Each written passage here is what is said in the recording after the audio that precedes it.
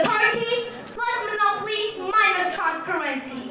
Corruption is contaminated, rotten, and depraved practice. Corruption is a cancer that eats away citizens' faith, diminishes their instinct for innovation, wastes talent and confidence. Corruption is the most infallible symptom of constitutional history.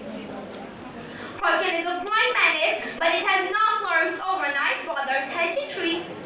Qaeda said, one of the biggest curses from which country is suffering is bribery and corruption. We must put it down with an iron hand.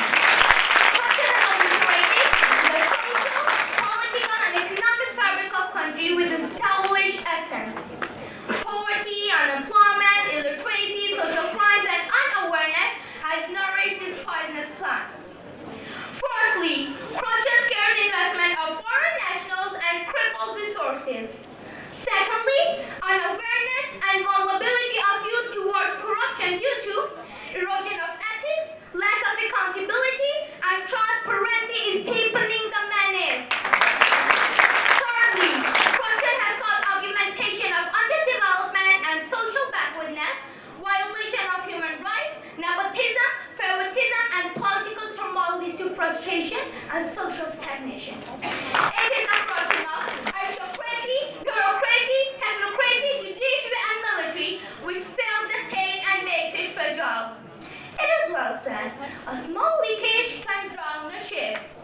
Respected judges, the ship of our country is drowning. NAP recovered financial loss but failed to eradicate corruption. Implementation of judgment is important, but leaving job to judiciary and hoping tomorrow morning will be new white is wrong. No, we need to clean the minds, and the duty of youth is to challenge it.